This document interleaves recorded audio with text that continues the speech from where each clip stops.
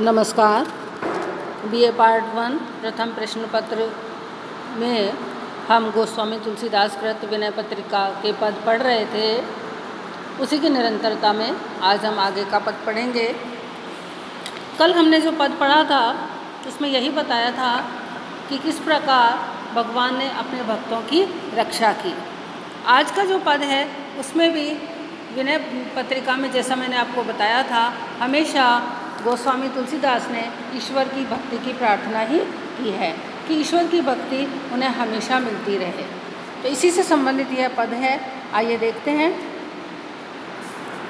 कबहू सो कर सरोज रघुनायक, दरिहो नाथ शीस मेरे, जही कर अभय किए जन आरत, बारक विवश नाम तेरे। जही कर कमल कठोर संबुधनु, भंजी जनक संशय मेट्यो, जही कर कमल उठाई बंधु ज्यों, परम प्रीति के वट भेटो।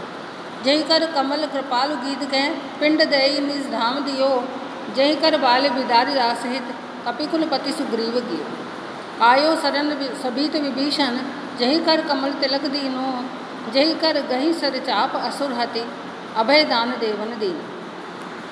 शीतल सुखद छाह जही कर की, मेटति पाप ताप माया, निशिवासर तही कर सरोज की, चाहत तुलसीदास छाया। अर्थात तुलसीदास हमेशा हमेशा अपने आराध्य भगवान राम के कर कमलों की छाया चाहते हैं। यहाँ पर इस पद में यही बताया गया है। तो आइए देखते हैं।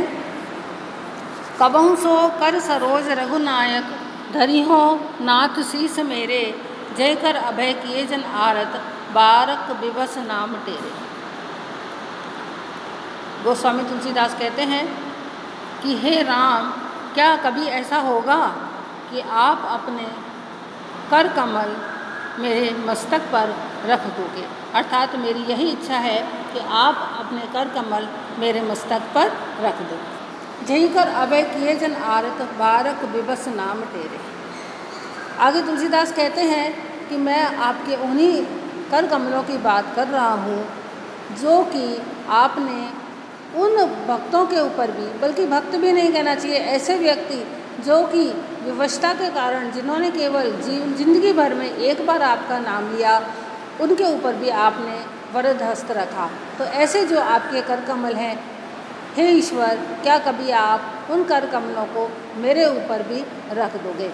मैंने आपको विनय पत्रिका में पहले भी बताया था कि जहाँ भक्त होता है वह अपनी दीनता तो बताता ही है, अपने आराध्य की उदारता भी बताना नहीं भूलता है।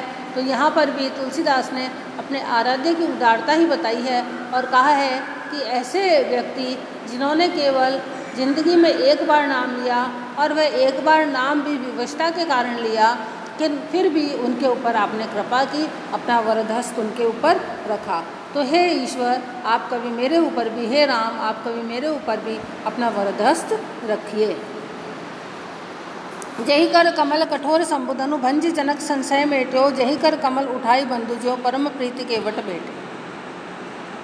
भगवान राम ने अपने कर कमलों के द्वारा कौन से महान कार्य किए, उन सब के बारे में बताते हुए तुलसीदास जी कहते हैं कि जिन कर कमलों ने शिवजी का कठोर धनुष भी तोड़ दिया और उस धनुष को तोड़ करके जनक का जो संताप था वह दूर किया। जनक का संताप क्या था कि वे ये मान बैठे थे कि इस धरती पर शायद कोई वीर ही नहीं बचा जो कि शिवजी के इस धनुष को तोड़ करके मेरी पुत्री सीता का वरण कर ले। उस समय राम ने उठ करके शिवजी के धनुष को तोड़ा और सीता का वरण करके जनक को सुखी किया। जही कर कमल उठाई बंधु ज्यों, परम प्रीति के वट भेटो।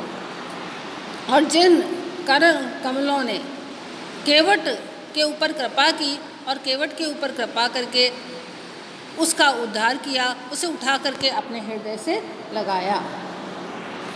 जही कर कमल कृपालु गीत कहें, पिंड दई निज धाम दियो, जही कर बाल बिदारी दास हित, कपिकुल पति सुग्रीव कियो। जिन कर कमलों ने कृपा करके गिद्धराज जटायु को पिंड दान देकर अपने पिता की भांति उसका तर्पण करके मोक्ष प्रदान की।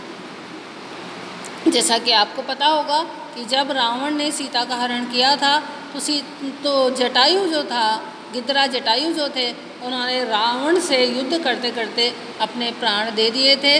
जब राम वहाँ पहुँचे उस समय जटायु बिल्कुल मरणासन अवस्था में थे, और जब वे परलोक सिधार गए उसके बाद राम ने जटायु का अंतिम संस्कार किया, उन्हें पिंडदान दिया और उनको अपना धाम प्रदान किया। जहीं कर बाल बिदारी दास हित कपिकुलपति सुग्रीव कियो।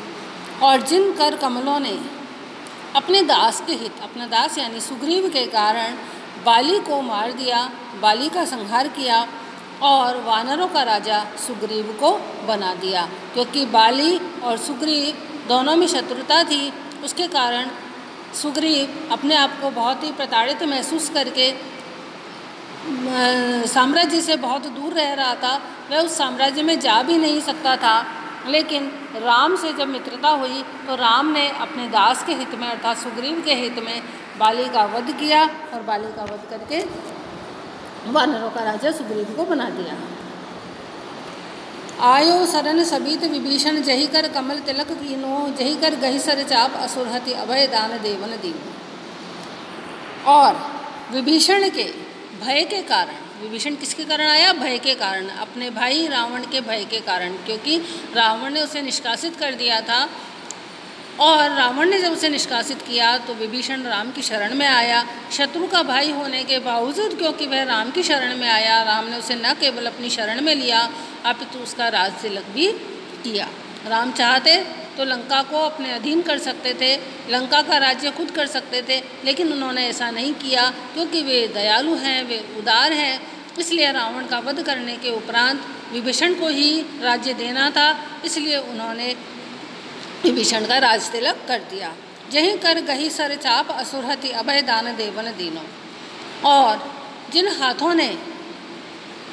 हाथों में धनुष और बाण धारण करके हमेशा देवासुर संग्राम में देवताओं को भय से मुक्त किया, अर्थात देवताओं का साथ देकर दानवों के विरुद्ध युद्ध करके उन्हें अभयदान दिया। शीतल सुखद छाह जही करके मेटति पाप ताप माया, निशिबासर तही कर सरोज की चाहत तुलसीदास छाया। भगवान ने अपने कर कमलों के द्वारा, राम ने अपने कर कमलों के द्वारा इतने काम किए, इतनों को अभयदान दिया, इतनों के दुखों को दूर किया। तुलसीदास कहते हैं ऐसे ही प्रभु के जो कर कमल हैं, जिनकी छाया शीतल है और सुख देने वाली है, बस उसी वरद हस्त की मैं कामना करता हूँ। क्योंकि उनके जो कर कमलों की छाया है वह क्या करती है? सारे पाप नष्ट कर देती है। तीनों तरह के जो ताप हैं, दैहिक दैविक और भौतिक, उन तापों को नष्ट कर देती है और माया को भी, माया मोह अविद्या जो होती है उसे भी दूर कर देती है। निशिबासर तई कर सरोज की चाहत तुलसीदास छाया। ऐसे जो वरद हस्त हैं, ऐसे जो कर कमल हैं, उनकी छाया तुलसीदास रात और दिन चाहता है। अर्थात तुलसीदास जी हमेशा यही प्रार्थना करते हैं कि आपके कर कमलों ने, आपके वरद हस्त ने सभी को अभयदान दिया है। आपके वरद हस्त सभी तरह की अविद्या का नाश करने वाले हैं, सभी तरह के तापों को दूर करने वाले हैं। तो हे राम, आप मेरे ऊपर भी वह वरद हस्त रख दीजिए। तो देखिए इस पद में तुलसीदास जी ने राम के कर कमलों का जो प्रभाव है उसका वर्णन करने के लिए बहुत सी अंतर्कथाओं का भी उदाहरण दिया है। जैसे धनुष यज्ञ जो विध्वंस, धनुष यज्ञ का प्रसंग है, निषादराज का प्रसंग है, केवट का प्रसंग है, जटायु का प्रसंग है, सुग्रीव का प्रसंग है, विभीषण का प्रसंग है।